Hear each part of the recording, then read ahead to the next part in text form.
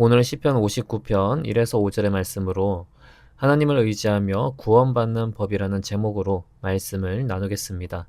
먼저 말씀을 봉독하겠습니다.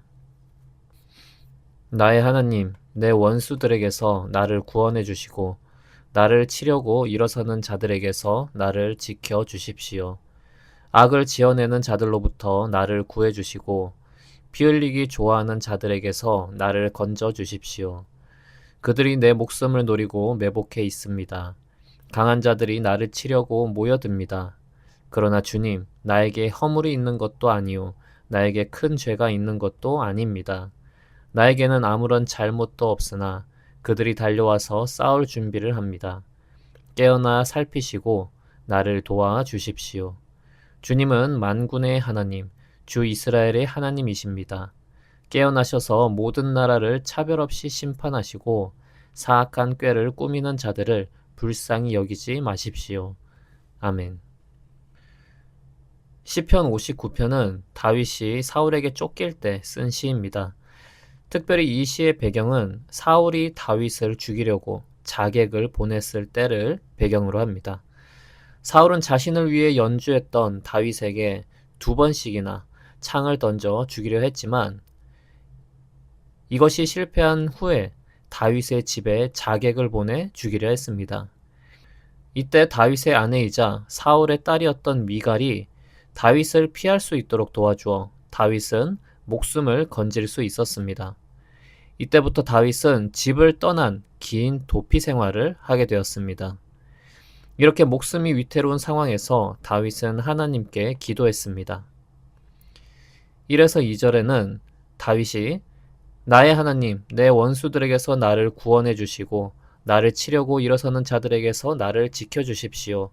악을 지어내는 자들로부터 나를 구해 주시고 피 흘리기 좋아하는 자들에게서 나를 건져 주십시오라고 했습니다.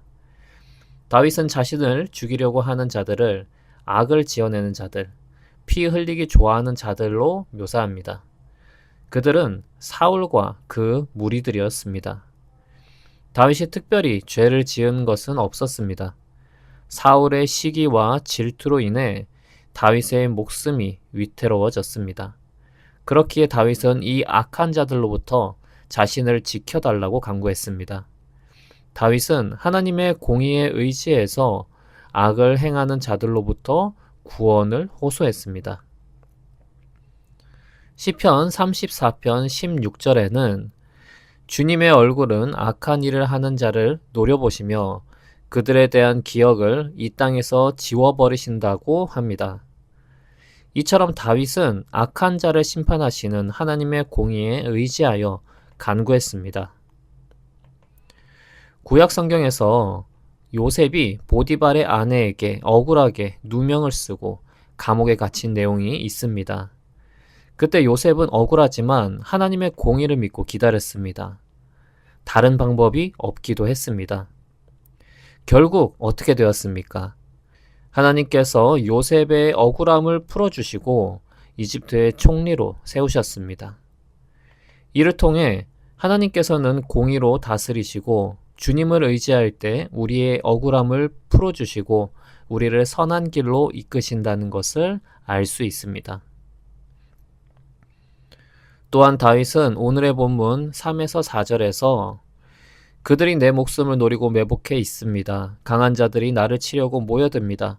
그러나 주님, 나에게 허물이 있는 것도 아니요, 나에게 큰 죄가 있는 것도 아닙니다. 나에게는 아무런 잘못도 없으나 그들이 달려와서 싸울 준비를 합니다. 깨어나 살피시고 나를 도와주십시오 라고 호소를 했습니다. 다윗은 무죄하기 때문에 더욱 당당하고 간절히 하나님께 구원을 간구했습니다. 우리는 여기서 다윗이 하나님의 뜻에 합당한 삶을 살았음을 알 수 있습니다. 시편 66편 18절에는 내가 마음속으로 악한 생각을 품었더라면 주님께서 나에게 응답하지 않으셨을 것이다 라고 합니다. 즉 하나님께서는 하나님의 마음에 합한 삶을 살 때 더욱 응답해 주십니다. 그러므로 우리가 기도를 응답받기 원한다면 하나님의 마음에 합한 마음을 먹고 의와 진리에 따라 살아가는 자가 되어야 합니다. 인간적 연약함이 있어서 100% 주님의 뜻에 합당한 삶, 합당한 마음을 먹을 수는 없겠지만 많은 부분에 있어서 아무렇게나 죄를 행하고 불법을 저지르면서 기도가 응답받기를 바라는 것은 잘못된 기대입니다. 하나님께서는 죄를 미워하시고 의를 기뻐하신다는 사실을 알고 의로운 삶을 살기 위해 노력하여 기도의 응답을 많이 받는 은혜를 누리기를 축복합니다. 다니엘의 세 친구도 하나님의 뜻에 합당한 삶을 살기 위해 노력한 사람들입니다.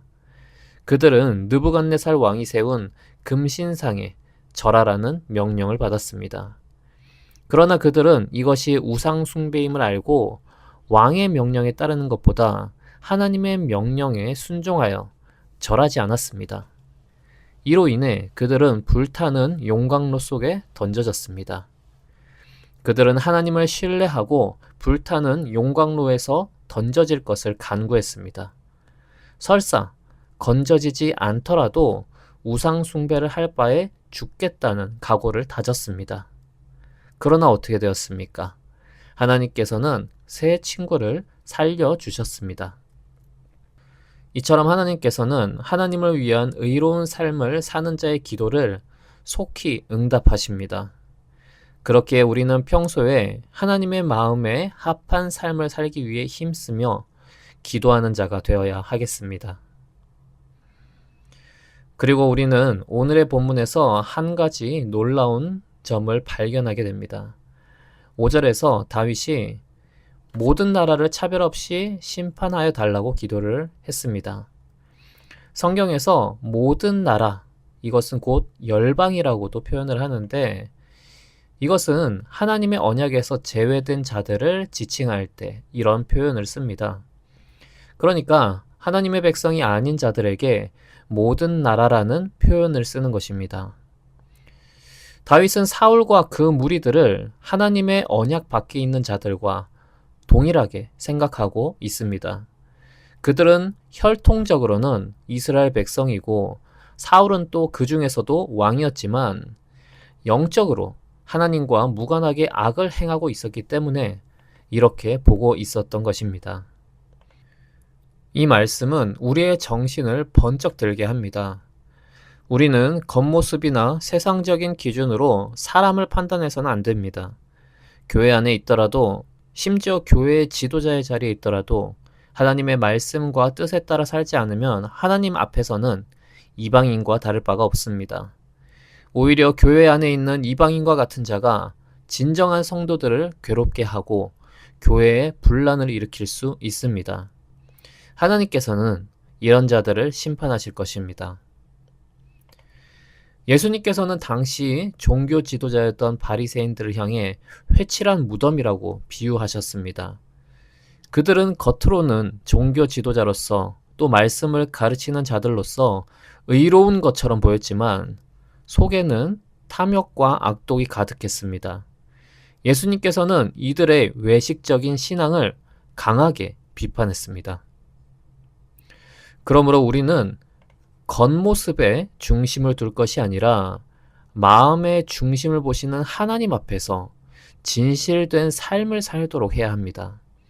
정말 하나님의 백성답게 하나님의 말씀을 귀하게 여기고 하나님의 말씀에 순종하여 살도록 온 힘을 다하는 하나님의 백성이 되어야 하겠습니다. 우리는 다윗처럼 예상치 못한 위기 속에서 절망할 수 있습니다. 그러나 오늘 말씀을 통해서 위기 속에서도 하나님을 전적으로 의지하고 하나님의 공의가 실현될 것을 소망하며 하나님의 뜻에 합당한 삶을 삶으로 하나님의 기쁨이 되어야 함을 배웠습니다. 우리는 우리 자신의 힘으로 해결할 수 없는 문제를 인생을 살아가면서 맞닥뜨립니다. 그런 가운데 하나님을 의지하며 고난의 시간을 인내하며 악한 자는 심판받는다는 하나님의 공의를 신뢰해야 하겠습니다. 하나님께서는 우리를 가장 선한 길로 인도해 주실 것입니다. 삶의 위기 가운데서 누구를 의지하겠습니까? 아니면 삶을 포기하시겠습니까? 오늘부터 다윗처럼 하나님께 모든 것을 아뢰고 그분의 인도하심을 신뢰하는 삶을 살아가기를 축복합니다. 기도하겠습니다. 하나님 아버지, 우리는 주님의 백성입니다. 하나님께서는 우리의 기도를 들어주십니다. 기도의 응답이 없거나 더디다면 먼저 우리를 주님 앞에서 돌아보고 회개할 것을 회개하게 하여 주시옵소서. 그리고 하나님의 백성으로서 값지게 살아가게 도와주시옵소서. 위기와 고난 가운데에서 주님께서 반드시 공의로 심판하시고 보응하심을 믿습니다. 하나님의 일하심을 신뢰하며 인간적인 방법으로 위기를 탈출하려고 하지 않도록 도와주시옵소서. 예수님의 이름으로 기도합니다. 아멘.